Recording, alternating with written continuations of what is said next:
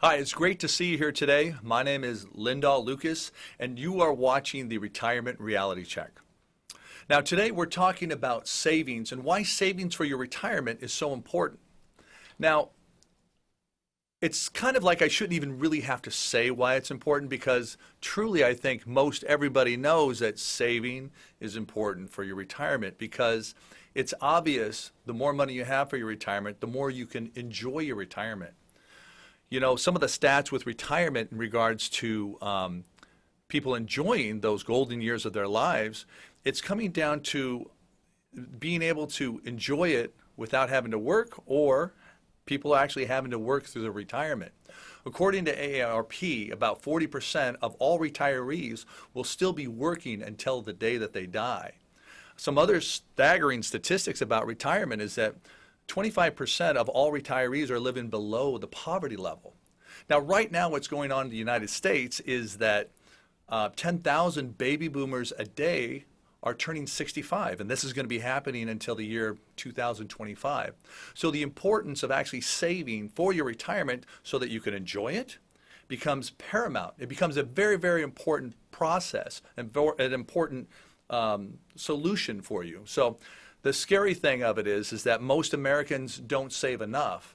And I'm sure that you've heard this before. In fact, most financial advisors and most people who are talking to retirees or actually pre-retirees about retirement have pretty much noticed that. And it's in one of the Journal of Financial Retirement, just talking about how most people don't save enough. Now, when we look at saving or some of the savings vehicles for retirement, the best ones that I like are the ones that are qualified accounts. They're tax sheltered vehicles that actually are compound growth and compound interest. And those vehicles are used to grow your assets for retirement, savings account such as that. Actually, savings accounts don't do that, but it's in essence, you're saving in the account for your retirement. The most common form of retirement vehicle like that would be an IRA. Most people have heard about an IRA. It's pretty simple.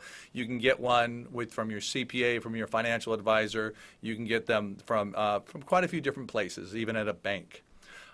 Businesses actually will give you a 401k. We've all heard of the 401k.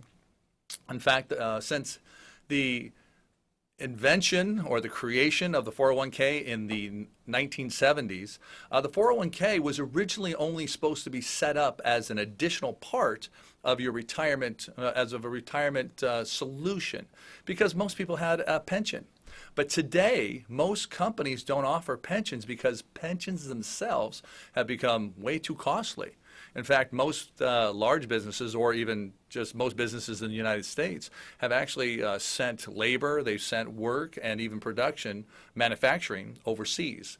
So to get rid of the workforce, because one of the most expensive parts of a business operating would become payroll, employees, stuff like that, not to mention just the retirement pensions that they were setting up for them.